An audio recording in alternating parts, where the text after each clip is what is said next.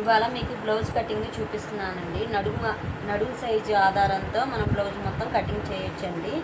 మనం నడుము సైజు వచ్చేసరికి 31 వచ్చింది. 31లో 4వ భాగం వచ్చేసరికి 7.5 మీద 2 గీతలు వస్తుందండి.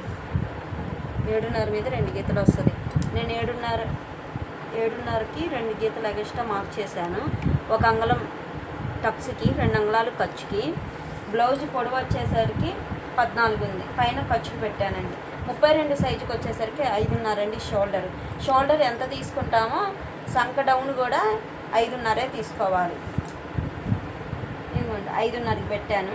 షోల్డర్ వచ్చేసరికి 3 ఇంచులు పెట్టాను. నెక్ విడ్త్ వచ్చేసరికి 2.5 పెట్టానండి. సంక డౌన్ వచ్చేసరికి 5.5 పెట్టాను. చెస్ట్ వచ్చేసరికి మామూలుగా మన నడుము సైజుకి 31 ఉందనుకోండి, +4. నెక్ డీప్ని బట్టి మనం ఇప్పుడు నెక్ డీప్ వచ్చేసరికి 7 అంటే ఇది మిడిల్ సైజ్ బ్లౌజ్ కాబట్టి 6 అంగుళాలు కలుపుకోవాలి. 31కి +6 కలిపితే 37 వస్తుందండి. 37ని 4వ భాగం చేయాలండి.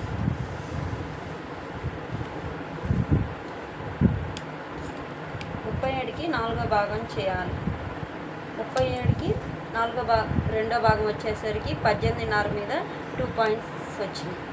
నెక్స్ట్ మళ్ళీ 18.5కి ఇంకో భాగం చేస్తే 9 అంగుళాల 2 గీతలు వచ్చిందండి. ఇప్పుడు మనం చెస్ట్ మార్క్ ఎంత వచ్చిందో చెక్ చేద్దాం.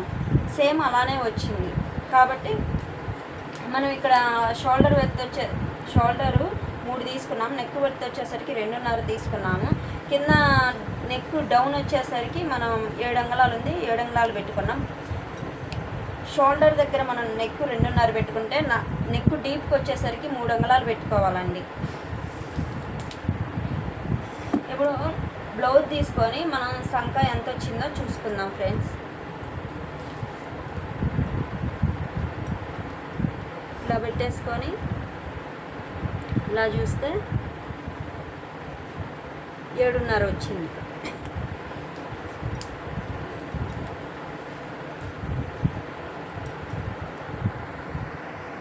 కరెక్ట్గా 7.5 మీద 2 పాయింట్స్ ఉంది.